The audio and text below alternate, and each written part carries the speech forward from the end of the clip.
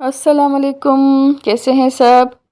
Hope so سب ٹھیک ٹھاک ہوں گے، خوش رہیں جی جہاں بھی رہیں، اور میرے چینل پر آ کر اسی طرح اچھی اچھی سٹوریز سنیں۔ اور آپ سب سے گزارش ہے کہ میرے چینل کو لائک اور شیئر ضرور کریں، اپنا فیڈ بیک دیں، اور یہ بھی بتائیں کہ آپ کون سے شہر سے سن رہے ہیں میرے ناول کو۔ اور اگر نئے ہیں میرے چینل پر تو چینل کو سبسکرائب کر دیں، بہت شکریہ۔ آئیے تو ہم اپنا ناول اسٹارٹ کرتے ہیں۔ سالار۔ امامہ کی آواز پر وہ راکنگ چیئر پر بیٹھے بیٹھے چونکا۔ وہ دروازے میں ہی کھڑی تھی۔ تم سوئی نہیں ابھی تک؟ تم میری وجہ سے اپسٹ ہو؟ تو اس نے محسوس کر لیا۔ سالار نے اس کا چہرہ دیکھا اور سوچا۔ اس کی آنکھوں میں ایک عجیب سا خوف اور اضطراب تھا۔ وہ نائٹی میں ملبوس اونی شال اپنے گرد لپیٹے ہوئے تھی۔ سالار جواب دینے کی بجائے راکنگ چیئر کی پشت سے ٹیک لگائے اسے دیکھتا رہا۔ اس نے کرسی کو ہلانا بند کر دیا تھا۔ اس کی خاموشی نے جیسے اس کے اضطراب میں اضافہ کیا۔ تمہاری فیملی نے کچھ کہا ہے؟ یا میری فیملی نے کچھ کہا ہے؟ وہ کیا سوچ رہی تھی؟ سالار نے بے اختیار ایک گہرا سانس لیا۔ کاش یہ وجہ ہوتی، وہ نہ ہوتی جو تھی۔ کیا کہے گی میری فیملی؟ یا کیا کرے گی تمہاری فیملی؟ اس نے مدھم آواز میں اس سے پوچھا۔ وہ اسی طرح الجھی ہوئی یوں چپ کھڑی رہی جیسے اسے خود بھی اس سوال کا جواب معلوم نہیں تھا، لیکن خاموش اسے دیکھتی رہی، یوں جیسے اسے یقین ہو کہ وہ سچ نہیں بول رہا۔ وہ حیران تھا کہ وہ کیسے کیسے خدشات ذہن میں لیے بیٹھی ہے۔ وہ راکنگ چیئر پر سیدھا ہو کر بیٹھ گیا۔ اسے اس وقت امامہ پر جیسے ترس آیا تھا۔ یہاں آؤ، اس نے سیدھے ہوتے ہوئے اس کا بایاں ہاتھ پکڑا۔ وہ جھجکی، ٹھٹکی، پھر اس کی آغوش میں آ گئی۔ سالار نے اس کے دونوں ہاتھوں کو اس کی شال کے اندر کرتے ہوئے، اس کی شال کو اس کے گرد اور اچھی طرح لپیٹتے ہوئے، کسی ننھے بچے کی طرح اسے اپنے سینے سے لگاتے ہوئے تھپکا اور اس کا سر چوما۔ کوئی کچھ نہیں کہہ رہا اور کوئی کچھ نہیں کر رہا۔ ہر کوئی اپنی زندگی میں مصروف ہے، اور اگر کچھ ہوگا تو میں دیکھ لوں گا سب کچھ۔ تم اب ان چیزوں کے بارے میں پریشان ہونا چھوڑ دو۔ وہ اسے گود میں لیے اب دوبارہ راکنگ چیئر پر جھول رہا تھا۔ پھر تم اپسیٹ کیوں ہو؟ میرے اپنے بہت سے مسئلے ہیں، وہ بڑبڑایا۔ امامہ نے گردن اوپر کرتے ہوئے اس کے چہرے کو دیکھنے کی کوشش کی۔ اتنے دنوں میں وہ پہلی بار اسے اتنا سنجیدہ لگا تھا۔ سالار، میں پریشان نہیں ہوں، اور اگر ہوں بھی تو تم اس کی وجہ نہیں ہو۔ اب دوبارہ مجھ سے یہ سوال مت کرنا۔ اس کی بات مکمل ہونے سے پہلے اس نے کچھ سخت لہجے میں جھڑکنے والے انداز میں اس کی بات کاٹ کر سوال سے پہلے جواب دیا۔ وہ جیسے اس کا ذہن پڑھ رہا تھا۔ وہ چند لمحے کچھ بول نہیں سکی۔ اس کا لہجہ بہت سخت تھا اور سالار کو بھی اس کا احساس ہو گیا تھا۔ تم کیا کہہ رہی تھی مجھ سے کہ کچن کے لیے کچھ ضروری چیزوں کی ضرورت ہے؟ اس نے اس بار بے حد نرمی کے ساتھ موضوع بدلا۔ امامہ نے ایک بار پھر اسے ان چیزوں کے نام بتائے۔ کل رات کو چلیں گے گروسری کے لیے۔ امامہ نے اس بار کچھ نہیں کہا۔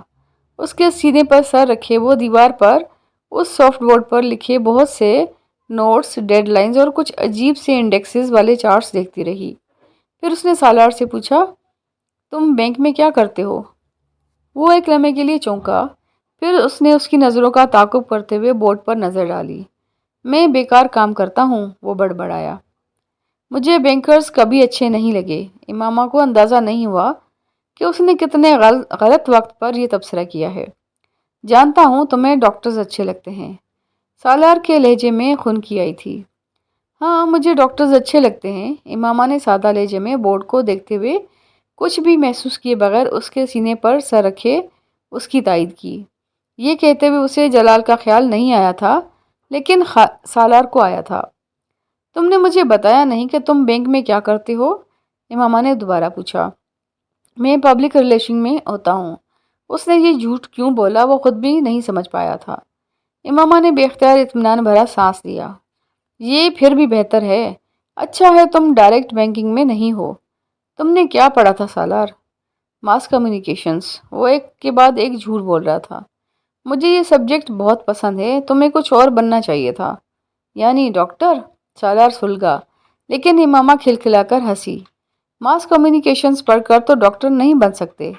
سالار نے جواب نہیں دیا۔ اگر وہ اس کا چہرہ دیکھ لیتی تو اتنی بے تکلفی کے ساتھ یہ سارے تبصرے نہ کر رہی ہوتی۔ میں ڈاکٹروں سے نفرت کرتا ہوں، سالار نے سرد لہجے میں کہا۔ وہ بے اختیار سالار سے الگ ہوئی۔ کیوں؟ اس نے حیرت سے سالار کا چہرہ دیکھتے ہوئے کہا۔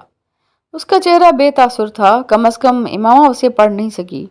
ایسے ہی، سالار نے کندھے اچکاتے ہوئے بڑی سرد موری سے کہا۔ ایسے ہی کیسے؟ کوئی وجہ تو ضرور ہوگی، وہ جزبز ہوئی۔ تمہیں کیوں ناپسند ہیں بینکرز؟ سالار نے ترکی و ترکی جواب کہا۔ بد دیانت ہوتے ہیں، امامہ نے بے حد سنجیدگی سے کہا۔ بینکر؟ سالار نے بے یقینی سے کہا۔ ہاں، اس بار وہ سنجیدہ تھی۔ وہ سالار کا بازو اپنے گرد سے ہٹاتے ہوئے اٹھ کھڑی ہوئی۔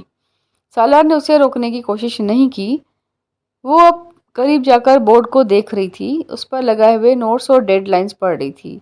بینکرز لوگوں کا پیسہ اثاثہ محفوظ کرتے ہیں، اس نے اپنے عقب میں سالار کو بڑے جتانے والے انداز میں کہتے سنا۔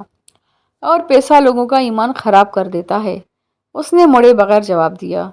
اس کے باوجود لوگ ہمارے پاس آتے ہیں، سالار نے اسی انداز میں کہا۔ اس بار امامہ پلٹی، لیکن وہ آپ پر بھروسہ نہیں کرتے۔ وہ مسکرا رہی تھی مگر سالار نہیں۔ اس نے خاموشی سے اس کا چہرہ دیکھا، پھر اس بات میں سر ہلایا۔ ایک بد دیانت بینکر صرف آپ کا پیسہ لے سکتا ہے، لیکن ایک بد دیانت ڈاکٹر آپ کی جان لے سکتا ہے، تو پھر زیادہ خطرناک کون ہے؟ اس بار امامہ نہیں بول سکی۔ اس نے چند منٹ تک جواب ڈھونڈنے کی کوشش کی، لیکن اسے جواب نہیں ملا۔ پھر اس نے یکدم سالار سے کہا، اگر میں ڈاکٹر ہوتی تو پھر بھی تمہیں ڈاکٹر سے نفرت ہوتی۔ وہ اب اسے جذباتی دباؤ میں لے رہی تھی۔ یہ غلط تھا، لیکن اب وہ اور کیا کرتی؟ میں ممکنات پر کوئی نتیجہ نہیں نکالتا، زمینی حقائق پر نکالتا ہوں۔ جب اگر ایگزسٹ نہیں کرتا تو میں اس پر رائے بھی نہیں دے سکتا۔ اس نے کندھے اچکا کر صاف جواب دیا۔ امامہ کا رنگ کچھ پھیکا پڑ گیا۔ جواب غیر متوقع تھا، کم از کم سالار کی زبان سے۔ زمینی حقائق یہ ہیں کہ تم میری بیوی ہو اور تم ڈاکٹر نہیں ہو۔ میں بینکر ہوں اور میں ڈاکٹر سے نفرت کرتا ہوں۔ اس کے لہجے کی ٹھنڈک پہلی بار امامہ تک پہنچی تھی، لہجے کی ٹھنڈک یا پھر آنکھوں کی سرد موری۔ وہ بول نہیں سکی اور نہ ہل سکی۔ ایک ہفتے میں ہی اس نے اس طرح تو کبھی اس سے بات نہیں کی تھی۔ رات بہت ہو گئی ہے، سونا چاہیے ہمیں۔ وال کلاک پر نظر ڈالتے ہوئے وہ اسے دیکھے بغیر کرسی سے اٹھ کر چلا گیا۔ وہ دیوار کے ساتھ لگی جھولتی ہوئی کرسی کو دیکھتی رہی۔ وہ اس کے بدلتے موڈ کی وجہ سمجھ نہیں سکی تھی۔ وہ کوئی ایسی بات تو نہیں کر رہے تھے جس پر وہ اس طرح کا الفاظ استعمال کرتا۔ وہ وہاں کھڑی اپنی اور اس کے درمیان ہونے والی گفتگو کو شروع سے یاد کرنے کی کوشش کر رہی تھی۔ سالار، لاؤنج اب اچھا لگ رہا ہے نا؟ سالار نے لاؤنج کی کھڑکیوں پر لگے نئے پردوں پر ایک نظر ڈالی۔ وہ ابھی چند لمحے پہلے گھر آیا تھا۔ امامہ نے بے حد خوشی کے عالم میں آتے ہی اسے اطلاع دی۔ وہ نہ بھی دیتی تب بھی لاؤنج میں پہلا قدم رکھتے ہی وہ اس واضح تبدیلی کو نظر انداز نہیں کر سکتا تھا۔ بہت، اس نے اپنی مایوسی کو چھپاتے ہوئے کہا۔ امامہ نے فخریہ انداز میں پردوں کو دیکھا۔ وہ آج بھی افطاری راستے میں ہی لے کر آیا تھا۔ امامہ نے افطاری فرقان کے گھر پر کی تھی اور اب وہ دونوں ایک ساتھ ڈنر کر رہے تھے۔ تو جناب، آج کا دن کیسا گزرا؟ کھانا شروع کرتے ہوئے سالار نے اس سے پوچھا۔ وہ اسے پورے دن کی ایکٹیویٹیز بتانے لگی۔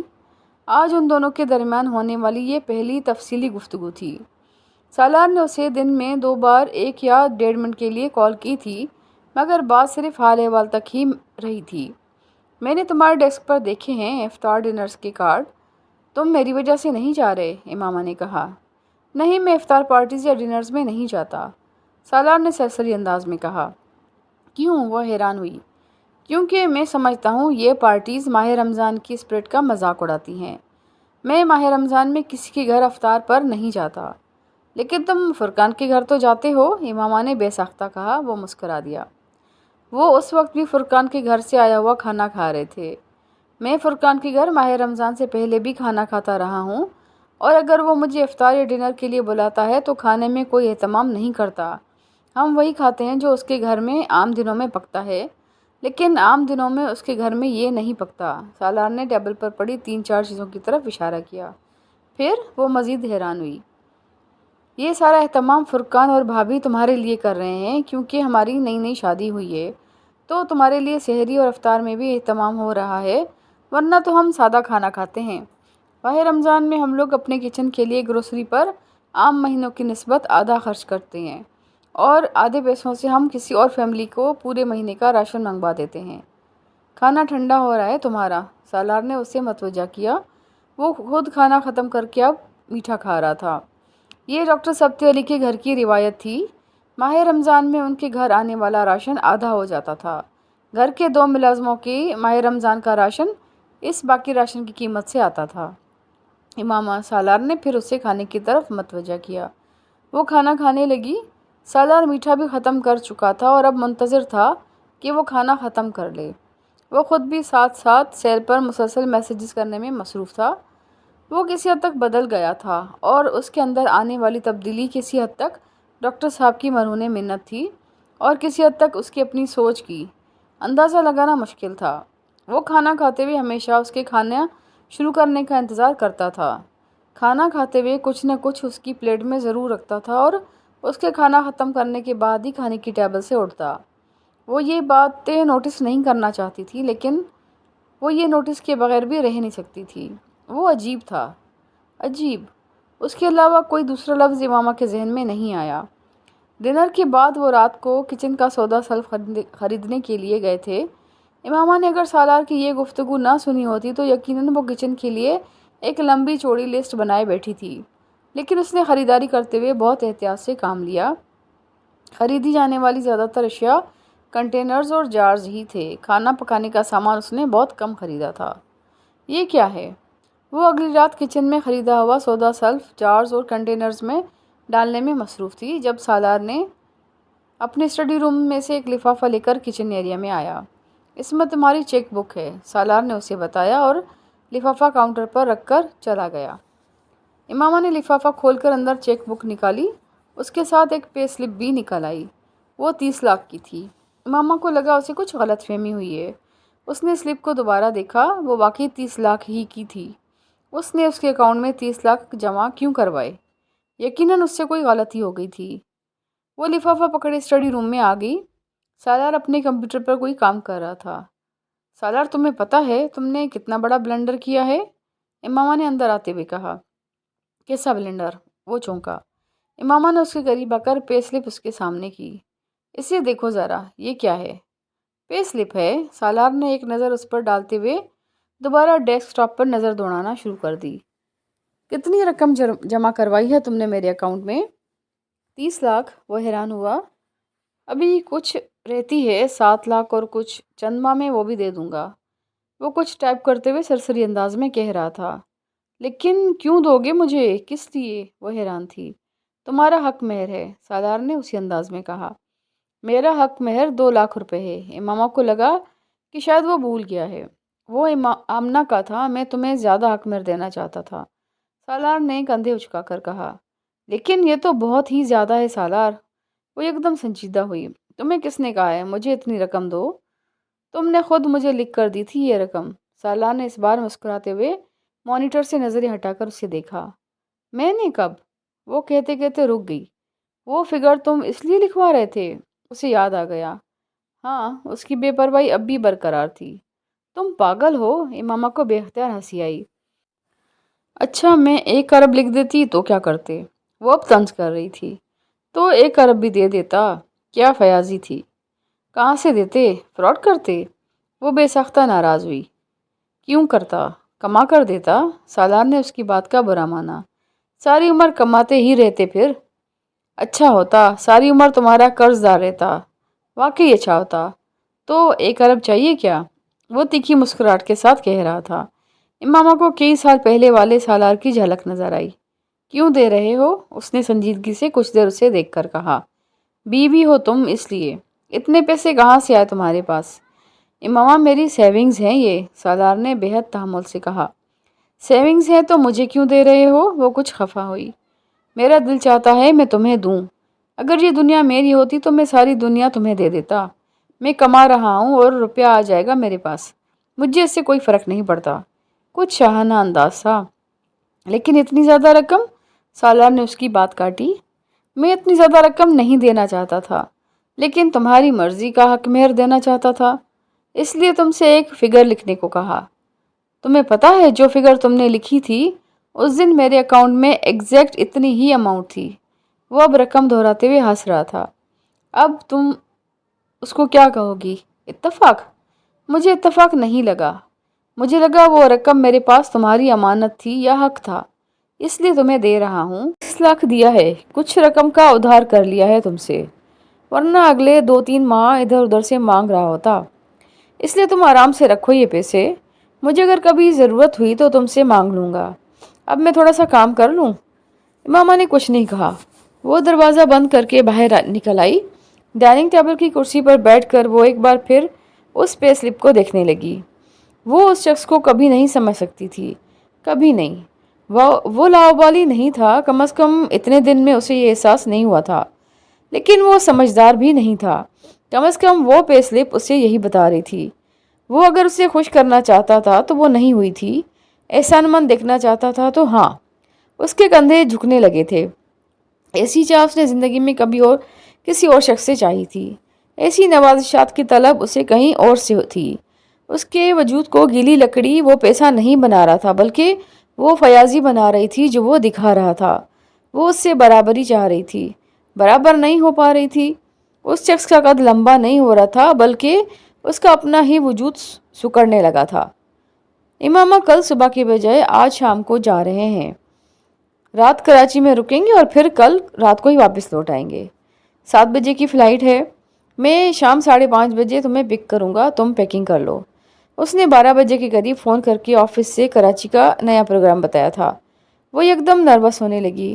اتنی جلدی پیکنگ؟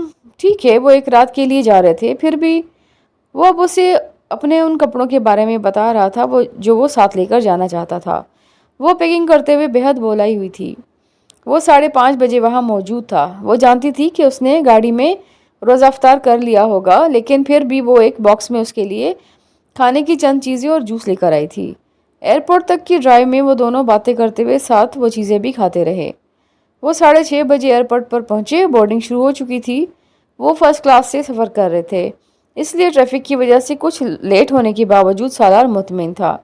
ایگزیکٹو لاؤنج سے جہاز میں سوار ہوتے ہوئے سالار کی فرسٹ کلاس کی کچھ اور پیسنجر سے دعا سلام ہوئی۔ چند ایک سے اس نے امامہ کا بھی تعارف کروایا۔ وہ سب کارپوریٹ سیکٹر سے تعلق رکھتے تھے یا پھر سالار کے کسٹمرز تھے۔ کراچی ایئرپورٹ پر ہوٹل کی گاڑی نے انہیں پک کیا تھا۔ میں نے سوچا تھا کہ ہم انیتا کے گھر پر ٹھہریں گے، امامہ نے گاڑی میں بیٹھتے ہوئے کہا۔ میں کبھی انیتا کے گھر نہیں ٹھہرا، میں ہوٹل میں ٹھہرتا ہوں، سالار نے اسے بتایا۔ کراچی اکثر آتا جاتا ہوں، وہ کھڑکی سے باہر دیکھتے ہوئے اس سے کہہ رہا تھا۔ بعض دفعہ تو یہاں آ کر انیتا سے بات تک نہیں ہو پاتی۔ امامہ نے اس کا چہرہ دیکھا لیکن کچھ کہا نہیں۔ وہ مسلسل سیل پر کچھ میسیجز کرنے میں مصروف تھا۔ وہ ساتھ ساتھ اسے سڑک کے دونوں اطراف آنے والے علاقوں کے بارے میں بھی بتا رہا تھا۔ پھر مجھے تمہارے ساتھ نہیں آنا چاہیے تھا، میری وجہ سے، سالار نے اس کے اچانک اس طرح کہنے پر سے ٹوکا۔ تمہیں ساتھ لے کر آنا مجھے اچھا لگ رہا ہے، اور تمہیں انیتا کی فیملی سے ملوانے کے لیے یہاں لے کر تو آنا ہی تھا مجھے۔ امامہ نے اس کا چہرہ غور سے پڑھنے کی کوشش کی۔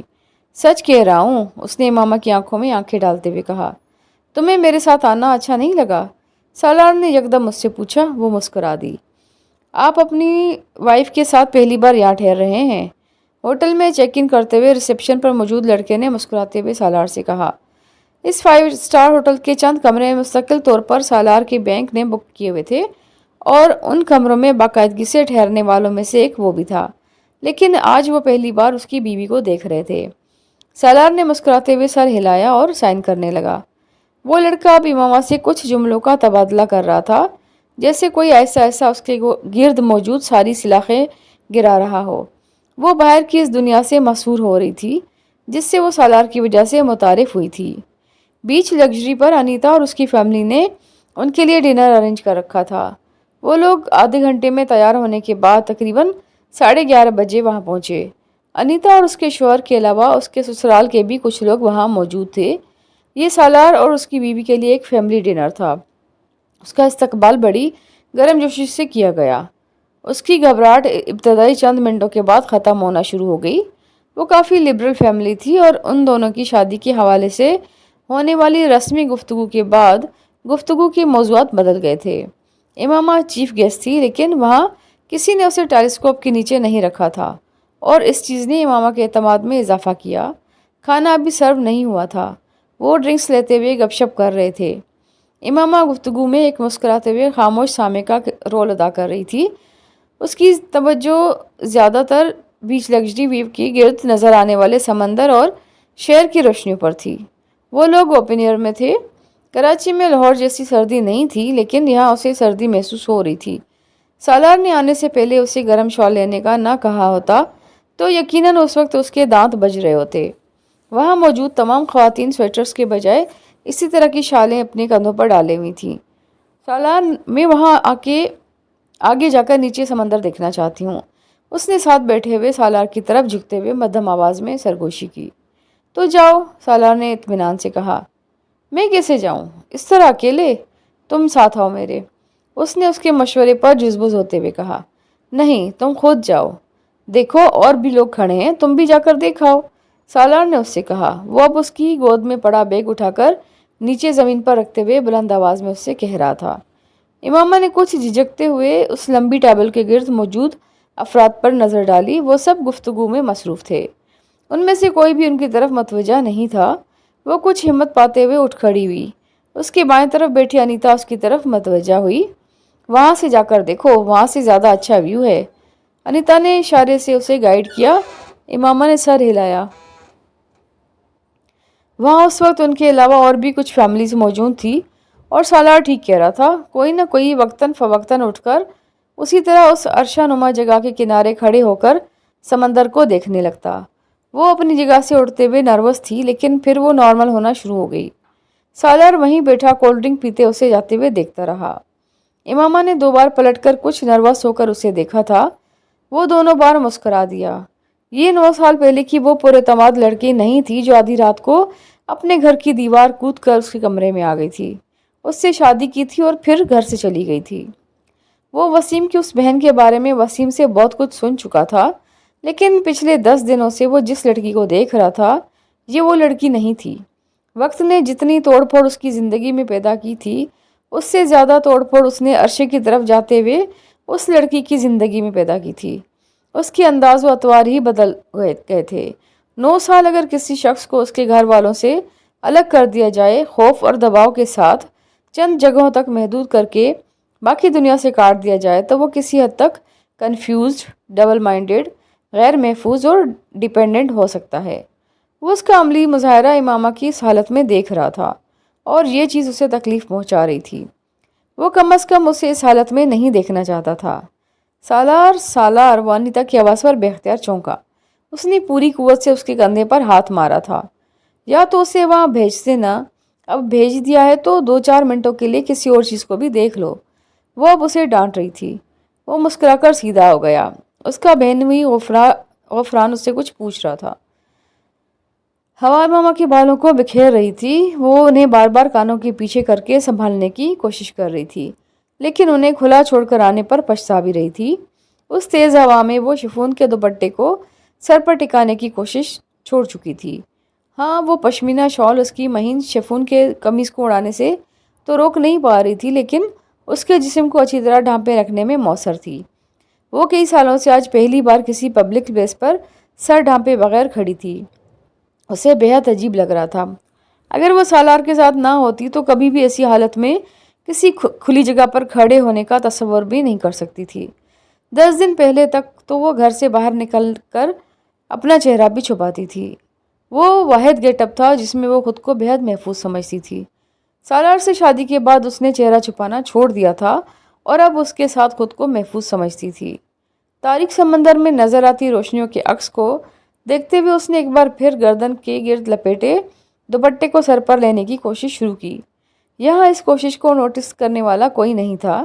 یہ کام اس ہوا میں شال، دوپٹے اور کھلے بالوں کے ساتھ آسان نہیں تھا۔ بال سمیٹ لو، میں تمہارے بال سمیٹ دوں؟ وہ جیسے کرنٹ کھا کر پلٹی، پھر جیسے اطمینان کا سانس لیا۔ تم نے تو مجھے ڈرا ہی دیا، اس نے سالار کو اپنے عقب میں دے کر بے اختیار کہا۔ وہ کس وقت آیا تھا اسے پتہ ہی نہیں چلا تھا۔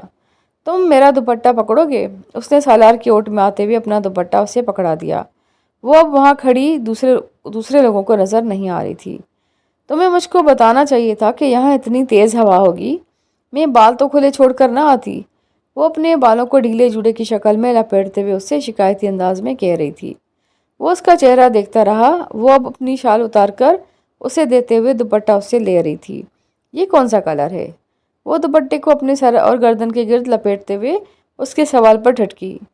کرمزن، کیوں؟ سالار نے شال اس کے کندھوں کے گرد لپیٹتے ہوئے کہا۔ میں تمہیں بتانا چاہتا تھا تم اس کلر میں بہت اچھی لگتی ہو۔ اس نے اس کے بائیں گال کو اپنی انگلیوں کی پوروں سے بہت آہستہ سے چھوا تھا۔ امامہ کی آنکھوں میں حیرت امڑ آئی۔ اگلے لمحے سالار کو یہ طے کرنا مشکل ہو گیا کہ اس کا لباس زیادہ کرمزی تھا یا اس کا چہرہ۔ وہ بے اختیار گہرا سانس لے کر رہ گیا۔ اب تم اتنی سی بات پر بھی یوں بلش ہوا کرو گی تو معاملہ جان لیوا ہو جائے گا۔ مار دو گی تم بڑی جلدی مجھے۔ وہ کھلکھلا کر ہنسی۔ وہ تقریباً 2:30 بجے واپس اپنے ہوٹل میں آئے تھے۔ امامہ کو اتنی نیند آ رہی تھی کہ اس نے جویلری اتار دی، چہرہ بھی دھو لیا، لیکن کپڑے تبدیل کیے بغیر سو گئی تھی۔ کراچی سے واپسی کے بعد اگلے 2 دن امامہ بہت اچھے موڈ میں رہی۔ اسے ہر بات پر کراچی یاد آ جاتا۔ اس کی یہ خوشی سالار کو حیران کرتی رہی۔ اس کا خیال تھا کہ اسے وہ شہر پسند آیا ہے، لیکن اسے یہ اندازہ نہیں ہوا کہ بات شہر کی نہیں تھی۔ وہ اگر امامہ کو نوابشاہ بھی لے جاتا تو بھی وہ اسی ٹرانس میں واپس آتی۔ وہ کھلی فضا میں سانس لینے کے قابل ہو رہی تھی، اور ایک لمبی عرصے کے بعد گھٹی ہوئی سانسوں کے ساتھ جینے کے بعد کچھ دیر تک تو انسان ایسے ہی گہرے سانس لیتا ہے جیسے وہ لے رہی تھی۔ خواتین و حضرات، توجہ فرمائیے، ہم اسلام آباد ایئرپورٹ پر لینڈ کر چکے ہیں۔ اس وقت یہاں شام کے 7 بج رہے ہیں اور یہاں کا درجہ حرارت… جہاز کے کیبن عملے میں سے کوئی انگلش کے بعد اب اردو میں رسمی الوداعی کلمات دہرا رہا تھا۔ جہاز ٹیکسی کرتے ہوئے ٹرمینل کے سامنے جا رہا تھا۔ بزنس کلاس کی ایک سیٹ پر بیٹھے سالار نے اپنا سیل فون آن کرتے ہوئے اپنی سیفٹی بیلٹ کھولی۔ امامہ کھڑکی سے باہر دیکھتے ہوئے گمسم تھی۔ کہاں گم ہو؟ اس نے امامہ کا کندھا تھپکا۔ اس نے چونک کر اسے دیکھا اور پھر اپنی سیفٹی بیلٹ کھولنے لگی۔ سالار اب لگیج کمپارٹمنٹ سے اپنے بیگز نکال رہا تھا۔ ایک فلائٹ اسٹیورڈ نے اس کی مدد کی۔ دونوں کے درمیان چند خوشگوار جملوں کا تبادلہ ہوا۔ وہ اس فلائٹ پر آنے والے ریگولر پیسنجرز میں سے ایک تھا اور فلائٹ عملہ اسے پہچانتا تھا۔ جہاز کی سیڑھیوں کی طرف جانے سے پہلے سالار نے مڑ کر اسے کہا، تمہیں کوئی کوٹ وغیرہ لے آنا چاہیے تھا، سویٹر میں سردی لگے گی تمہیں۔ یہ تمہارا ہی نہیں میرا بھی شہر ہے۔ میں پیدا ہوئی ہوں یہاں، 20 سال گزارے ہیں میں نے یہاں۔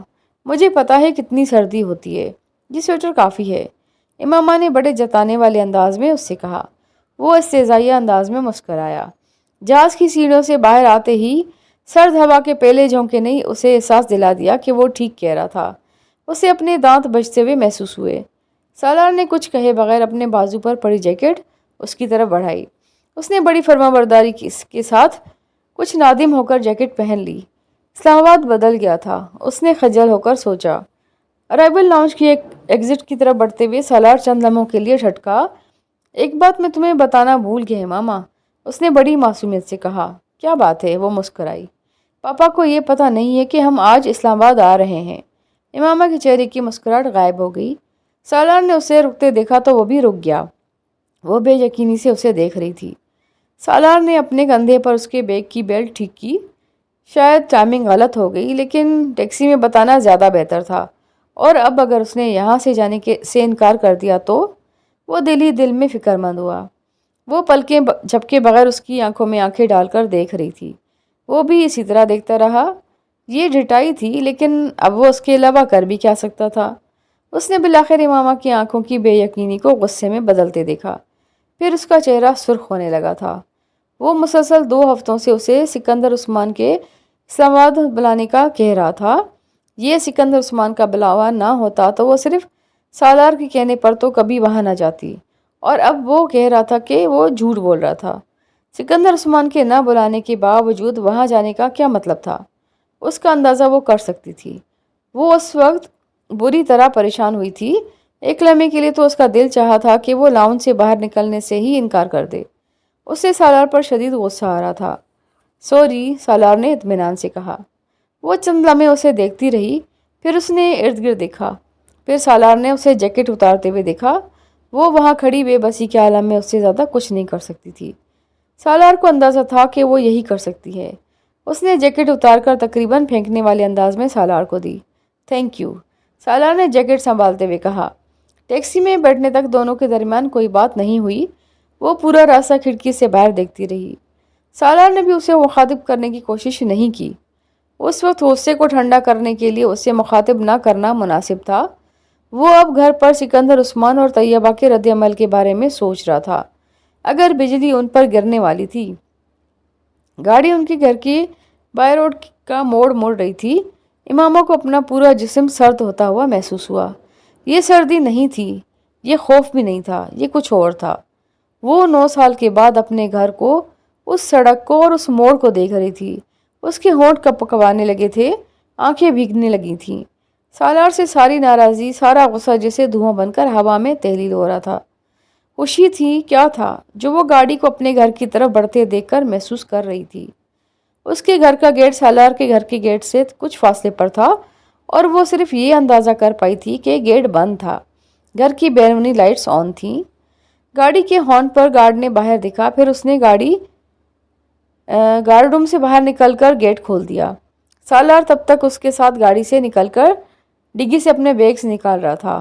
امامہ نے اس بار اپنا بیگ خود تھامنے پر اصرار نہیں کیا تھا۔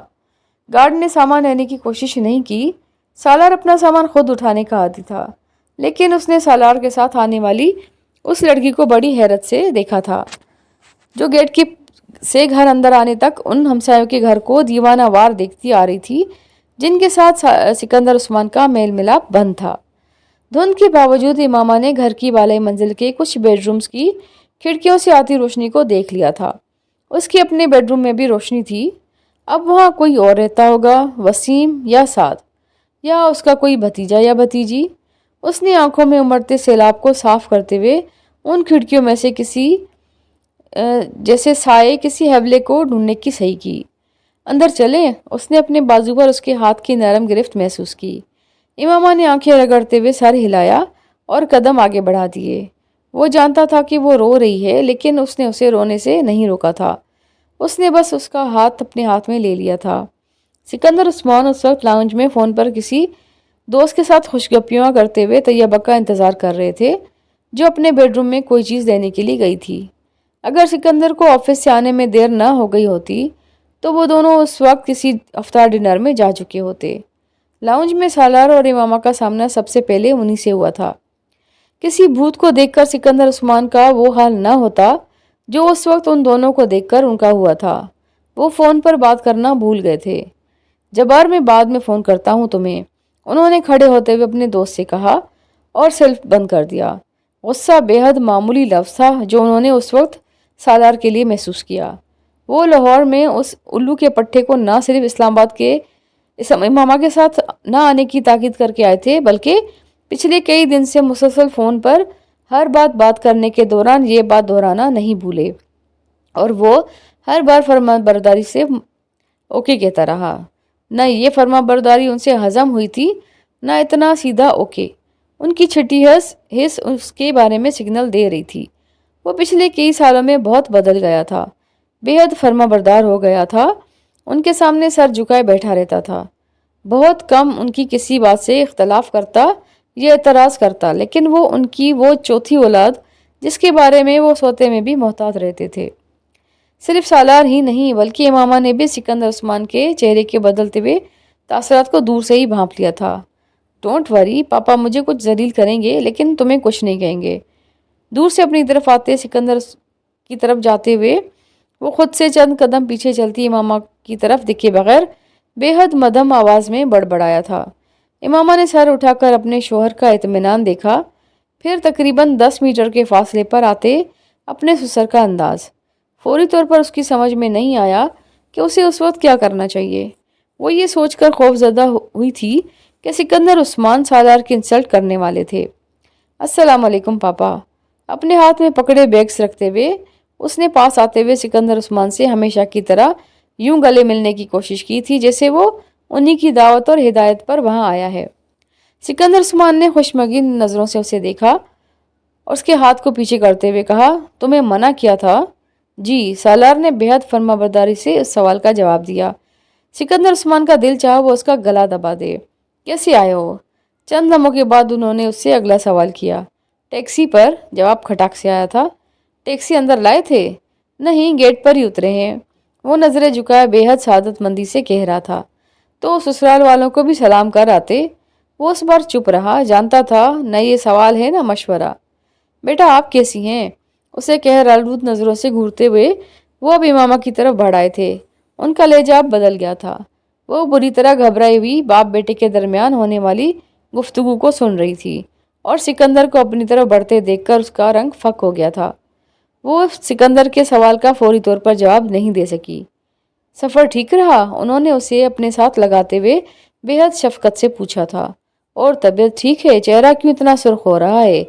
سکندر نے بھی اس کی آنکھوں کی نمی اور پریشانی کو محسوس کیا تھا۔ جی وہ اٹکی، سردی کی وجہ سے۔ السلام علیکم امی، کیسی ہیں آپ؟ سالار نے بیگ دوبارہ کھینچتے ہوئے پہلا جملہ سکندر سے کہا اور دوسرا دور سے آتی ہوئی طیبہ کو دیکھ کر، جو اسے دیکھ کر جیسے کرائی تھی۔ سالار کیا ضرورت تھی یہاں آنے کی؟ کچھ تو احساس کیا کرو۔ وہ اب ان سے گلے مل رہا تھا۔ کچھ نہیں ہوتا ممی، اس نے جواباً کہا۔ طیبہ امامہ کو چائے کے ساتھ کچھ میڈیسن دیں اور اب اس ڈنر کو تو رہنے ہی دیں، سکندر اسے ساتھ لاتے ہوئے اب طیبہ سے کہہ رہا تھا۔ طیبہ اب سالار کو ایک طرف کرتے ہوئے اس کی طرف بڑھ آئیں۔ کیا ہوا امامہ کو؟ کچھ نہیں، میں ٹھیک ہوں، اس نے مدافعانہ انداز میں طیبہ سے ملتے ہوئے کہا۔ آپ لوگ ڈنر میں جائیں، ہماری پرواہ نہ کریں، ہم لوگ کھا لیں گے جو بھی گھر میں ہے، سالار نے سکندر سے کہا۔ اس سے اندازہ تھا کہ وہ اس وقت کہیں انوائٹڈ ہیں، یقیناً گھر میں اس وقت ڈنر کی کوئی تیاری نہیں کی گئی تھی۔ سکندر نے اس کی بات سننے کی زحمت نہیں کی۔ انہوں نے پہلے انٹرکام پر گارڈز کو سیکیورٹی کے حوالے سے کچھ ہدایات کی، اس کے بعد ڈرائیور کو کسی قریبی ریسٹورنٹ سے کھانے کی کچھ ڈشز لکھوائیں اور خانسامہ کو چائے کے لیے بلوایا۔ پلیز پاپا، آپ ہماری وجہ سے اپنا پروگرام کینسل نہ کریں، آپ جائیں، سالار نے سکندر عثمان سے کہا، تاکہ تم پیچھے سے ہمارے لیے کوئی اور مصیبت کھڑی کر دو۔ وہ سکندر کے جملے پر ہنس پڑا۔ اس کی ہنسی نے سکندر کو کچھ اور برہم کیا۔ امامہ اگر اس کے پاس نہ بیٹھی ہوتی تو سکندر عثمان اس وقت اس کی طبیعت اچھی طرح صاف کر دیتے۔ جب میں نے تم دونوں سے کہا تھا کہ فی الحال یہاں مت آنا تو پھر امامہ کم از کم تمہیں اسے سمجھانا چاہیے تھا، سکندر نے اس بار امامہ سے کہا تھا، جو پہلے ہی بے حد شرمندگی اور حواس باختگی کا شکار ہو رہی تھی۔ پاپا، امامہ نے تو مجھے منع کیا تھا، میں زبردستی لایا ہوں اسے، امامہ کی کسی وضاحت سے پہلے ہی سالار نے کہا۔ سکندر نے بے حد خوشمگی نظروں سے اسے دیکھا۔ ان کی اولاد میں سے کسی نے آج تک ان کے منہ پر بڑھ کر اتنے فخریہ انداز میں ان کی بات نہ ماننے کا اعلان نہیں کیا تھا۔ سالار سے مزید کچھ کہنے کی بجائے انہوں نے ملازم کے ساتھ سامان ان کے کمرے میں رکھنے کے لیے کہا۔ اس سارے معاملے پر سالار سے سنجیدگی سے بات کرنا ضروری تھا، لیکن اکیلے میں۔ سالار کے کمرے میں آتے ہی امامہ مقناطیس کی طرح کھڑکی کی طرف گئی تھی، اور پھر جیسے سحر زدہ سی کھڑکی کے سامنے جا کر کھڑی ہو گئی۔ وہاں سے اس کے گھر کا بایاں حصہ نظر آ رہا تھا، اس کے گھر کا اوپر والا حصہ، اس کے کمرے کی کھڑکیاں، وسیم کے کمرے کی کھڑکیاں۔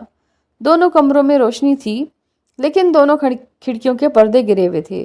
کوئی ان پردوں کو ہٹا کر اس وقت اس کی طرح آ کر کھڑکی کے سامنے کھڑا ہو جاتا تو اسے آرام سے دیکھ لیتا۔ پتہ نہیں پہچان تھا بھی یا نہیں۔ وہ اتنی تو نہیں بدلی تھی کہ کوئی اسے پہچان ہی نہ پاتا۔ اس کے اپنے خونی رشتے تو پانی سیلاب کے ریلے کی طرح سب بند توڑ کر اس کی آنکھوں سے بہنے لگا تھا۔ یہ کب سوچا تھا اس نے کہ کبھی اپنی زندگی میں وہ دوبارہ اس گھر کو دیکھ سکے گی؟ کیا ضروری تھا کہ یہ سب کچھ اس کی زندگی میں اس کے ساتھ ہوتا؟ وہ تقریباً 2 بجے کمرے میں آیا اور اس کا خیال تھا کہ امامہ سو چکی ہوگی، مگر وہ ابھی بھی کھڑکی کے سامنے بیٹھی ہوئی باہر دیکھ رہی تھی۔ اس کے گھر کی لائٹ سب آف تھیں۔ دروازہ کھلنے کی آواز پر اس نے گردن موڑ کر سالار کو دیکھا تھا۔ سو جانا چاہیے تھا تمہیں امامہ، اس سے نظریں ملنے پر سالار نے کہا۔ وہ کھڑکیوں کے آگے ایک کرسی رکھے دونوں پاؤں اوپر کیے گھٹنوں کے گرد بازو لپیٹے بیٹھی تھی۔ سو جاؤں گی، وہاں سب سو چکے ہیں، دیکھو لائٹس آف ہیں سب بیڈ رومز کی۔ وہ دوبارہ گردن موڑ کر باہر دیکھنے لگی۔ سالار چند لمحے اسے دیکھتا رہا، پھر واش روم میں چلا گیا۔ 10 منٹ بعد کپڑے تبدیل کر کے وہ سونے کے لیے بیڈ پر لیٹ گیا تھا۔ امامہ اب بس کر دو، اس طرح دیکھنے سے کیا ہوگا؟ بیڈ پر لیٹے لیٹے اس نے امامہ سے کہا۔ میں نے کب کہا کہ کچھ ہوگا؟ تم سو جاؤ، تم وہاں بیٹھی رہو گی تو مجھے نیند نہیں آئے گی، لیکن میں یہیں بیٹھوں گی، اس نے ضدی انداز میں کہا۔ سالار کو اس کی ضد نے کچھ حیران کیا۔ چند لمحے اسے دیکھنے کے بعد اس نے پھر کہا، امامہ تم اگر بیڈ پر آ کر لیٹو گی تو یہاں سے بھی تمہارا گھر نظر آتا ہے۔ سالار نے ایک بار پھر کوشش کی تھی۔ یہاں سے زیادہ قریب ہے۔ وہ اس بار بول نہیں سکا۔ اس کے لہجے میں موجود کسی چیز نے اس کے دل پر اثر کیا تھا۔ چند گز کا فاصلہ اس کے لیے بے معنی تھا۔ وہ اس کا گھر نہیں تھا۔ چند گز کی نزدیکی اس کے لیے بہت تھی۔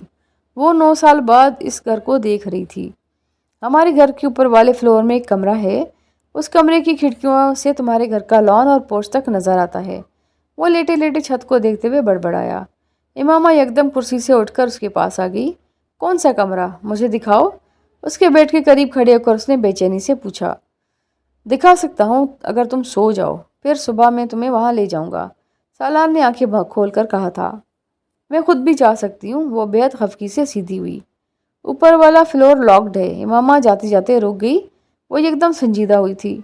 سالار مجھے لے کر جاؤ اوپر۔ وہ اس کا کندھا ہلانے لگی۔ اس وقت تو نہیں لے کر جاؤں گا، اس نے دو ٹوک انداز میں کہا۔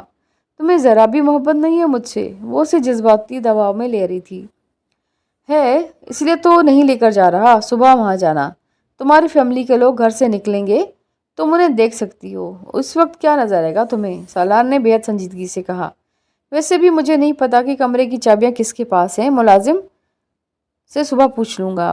سالار نے جھوٹ بولا۔ اوپر کا فلور مکفل نہیں تھا، لیکن امامہ کو روکنے کا اس کے علاوہ اور کوئی راستہ نہیں تھا۔ وہ کچھ مایوس ہو کر دوبارہ کھڑکی کی طرف جانے لگی۔ سالار نے اس کا ہاتھ پکڑ لیا۔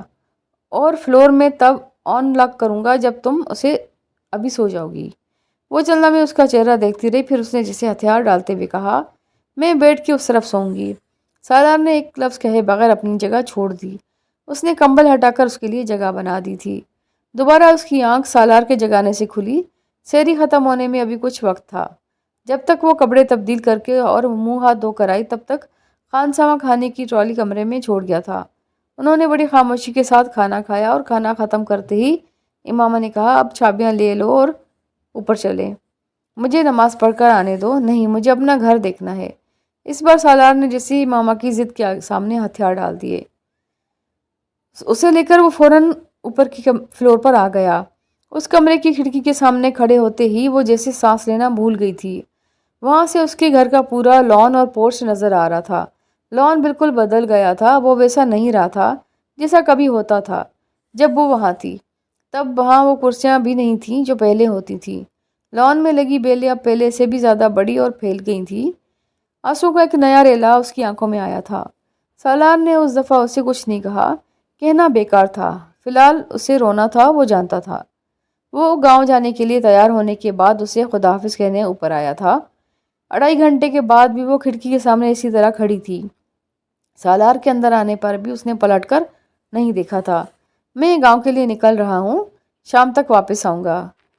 10-11 کے قریب پاپا اور ممی اٹھ جائیں گے، تب تم نیچے آ جانا۔ وہ ابھی اسی طرح دوپٹے سے آنکھیں اور ناک رگڑ رہی تھی، لیکن اس کی نظریں اب بھی کھڑکی سے باہر تھیں۔ سالار اور یہ کمرہ جیسے اس کے لیے اہم نہیں رہا تھا۔ وہ اس سے کیا کہہ رہا تھا اس نے نہیں سنا تھا، اور سالار یہ جانتا تھا۔ وہ اسے خدا حافظ کہتے ہوئے چلا گیا۔ وہ اگلے 4 گھنٹے اسی طرح صوفے پر جمی بیٹھی رہی۔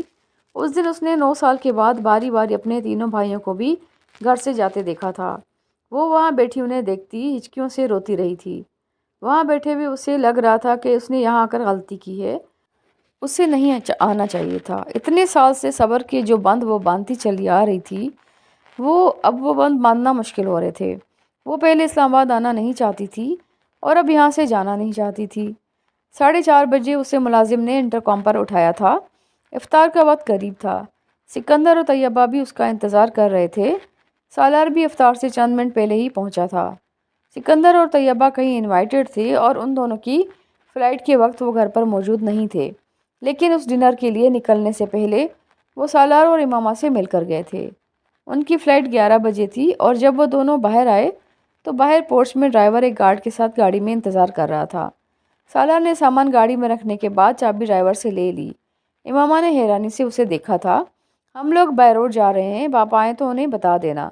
ڈرائیور نے کچھ احتجاج کرنے کی کوشش کی۔ شاید سکندر اسے ضرورت سے زیادہ ہدایات دے کر گئے تھے، لیکن سالار کی ایک جھاڑ نے اسے خاموش کر دیا۔ اور اب اتنی وفاداری دکھانے کی ضرورت نہیں ہے کہ میرے گھر سے نکلتے ہی پاپا کو فون کر دو، وہ گاڑی میں بیٹھتا ہوا اس سے کہہ رہا تھا۔ اسے یقین تھا وہ اس کے گھر سے نکلتے ہی یہی کام کرے گا، اس لیے گیٹ سے نکلتے ہی سالار نے سکندر کو فون پر کال کی۔ وہ کچھ دیر کے لیے سکندر کا فون انگیج کرنا چاہتا تھا۔ پاپا ہم لوگ نکل رہے تھے تو سوچا آپ سے بات کر لوں، سالار نے سکندر سے کہا۔ اچھا کیا، ذرا ممی سے بات کرا دے، اس نے سکندر کے کچھ کہنے سے پہلے ہی سکندر سے کہا۔ اسے خدشہ تھا کہ سکندر ڈرائیور کی انکمنگ کال دیکھ کر چونکیں گے۔ وہ اگر گاڑی میں ان سے بات کر رہا ہے تو ڈرائیور انہیں کال کیوں کر رہا تھا؟ البتہ طیبہ اس سے بات کرتے ہوئے کسی انکمنگ کال کو چیک نہ کرتی، اور اگر کرتی بھی تو ان کو شک نہیں ہوتا۔ اگلے 15 منٹ وہ طیبہ کے ساتھ باتیں کرتا رہا۔ ساتھ بیٹھی ہوئی ماما کچھ حیران تھی، لیکن اس نے اسے نظر انداز کیا تھا۔ وہ اتنی لمبی باتیں کرنے کا عادی نہیں تھا جتنا وہ اب یکدم باتونی ہو گیا تھا۔ ادھر یہی حیرانی طیبہ کو بھی ہو رہی تھی۔ سکندر ڈنر ٹیبل پر چند دوسرے افراد کے ساتھ مصروف تھے۔ 15 منٹ لمبی گفتگو کے بعد جب سالار کو یقین ہو گیا کہ ڈرائیور اب تک سکندر کو کئی کالز کرنے کے بعد تنگ آ کر کالز کرنا چھوڑ چکا ہوگا، یا کم از کم دوبارہ کال کرنے کی کوشش کچھ دیر بعد ہی کرے گا، تو اس نے خداحافظ کہتے ہوئے فون آف کر دیا۔ طیبہ اور سکندر کی واپسی پر 12 بجے سے پہلے متوقع نہیں تھی، اور اب اگر ڈرائیور سے 5 منٹ بعد بھی ان کی بات ہوتی تو وہ بہت فاصلہ طے کر چکے ہوتے۔ بائی روڈ آنے کی کیا ضرورت تھی؟ ان کا فون بند ہوتے ہی دیکھ کر امامہ نے اس سے پوچھا۔ یوں ہی دل چاہ رہا تھا، کچھ یادیں تازہ کرنا چاہتا ہوں، سالار نے سیل فون رکھتے ہوئے کہا۔ کیسی یادیں؟ وہ حیران ہوئی۔ تمہارے ساتھ پہلے سفر کی یادیں۔ وہ کچھ دیر اس سے نظریں نہیں ہٹا سکی۔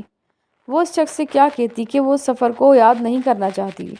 وہ اس کے لیے سفر نہیں تھا، خوف اور بے چینی میں چند گھنٹے تھے جو اس نے گزارے تھے۔ مستقبل اس وقت ایک بھیانک بھوت بن کر اس کے سامنے کھڑا تھا، اور اس راستے میں وہ بھوت مسلسل اسے ڈرا رہا تھا۔ میرے لیے خوشگوار سفر نہیں تھا وہ، اس نے تھکے ہوئے لہجے میں سالار سے کہا۔